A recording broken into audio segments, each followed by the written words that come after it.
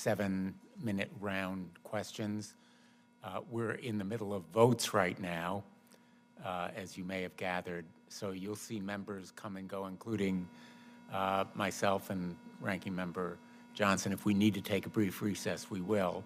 But this is a really important panel on a critically significant topic. So thank you for being here, and thank you for bearing with us. Ms. Bent, I particularly appreciate your powerful story of the real-world consequences, as you have put it so well, of this broken system.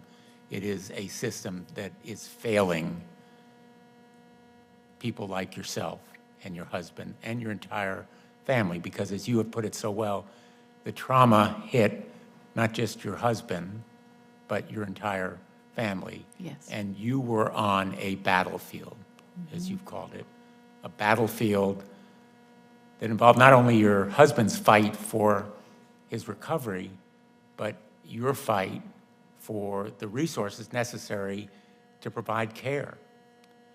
And one of my questions is whether you were ever given an explanation by this Navi Health Care coordinator for the reasons that he was discharged against the advice of your surgeon.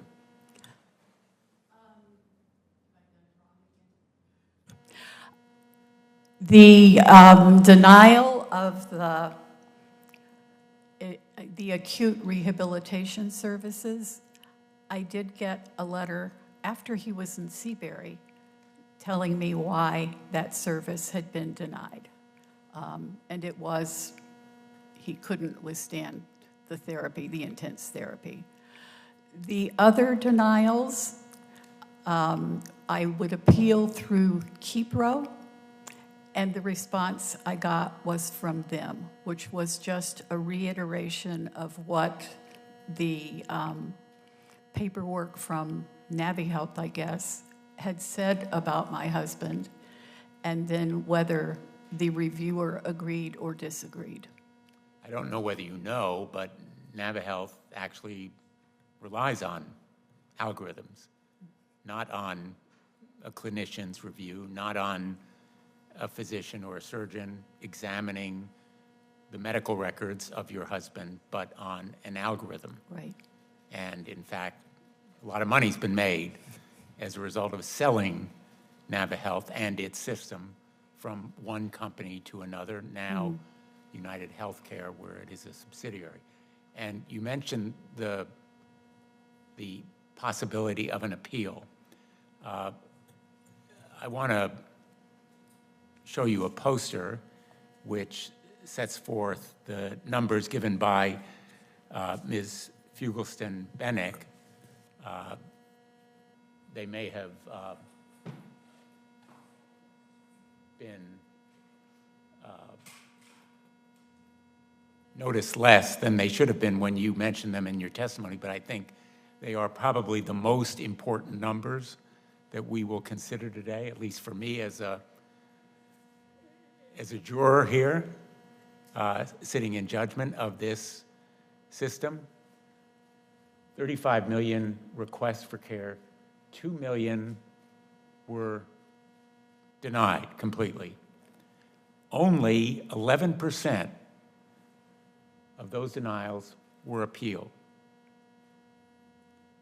But of the number appealed, 80% were granted. In other words, the vast majority of appeals were found meritorious, but only a small percentage had the wherewithal, the patience, the time, the resources, or the simple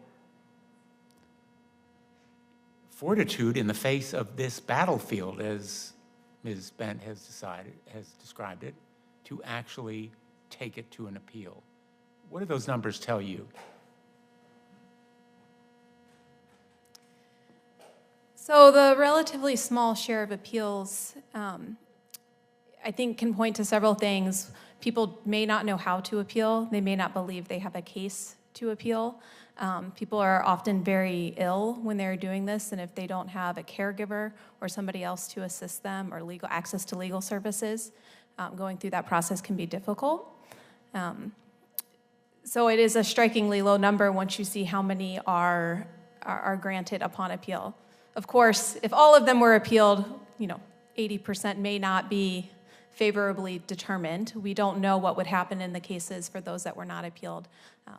But it is striking that such a large number. And this we looked across insurers, and this was consistent across nearly every insurance firm that offers Medicare Advantage plans. They overturned a vast majority of their initial decisions upon appeal. Striking is the right word. Actually, I think it's shocking and stunning. Ms. Huberty, with your practical experience, what do these numbers tell you?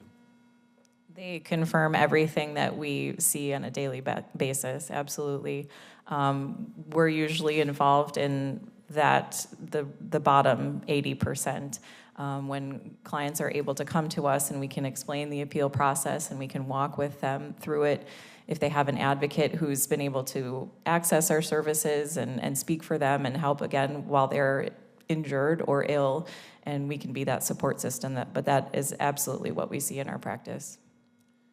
And the denials, those 2 million, that are then successful in being overturned when they are appealed,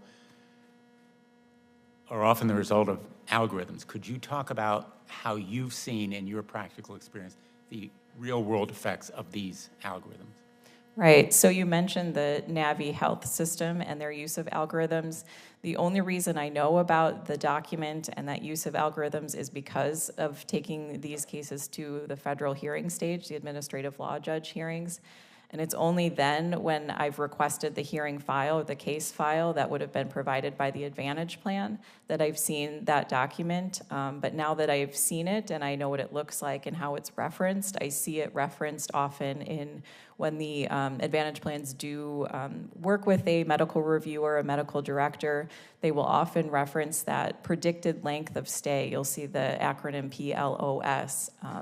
And you'll also notice it too, it's decimal points. So-and-so is predicted a predicted length of stay of 16.6 days, and they'll receive the denial on the 17th day, and we see that repeated. In fact, I'm going to hold up a document that I'm going to ask to be included in the record without objection.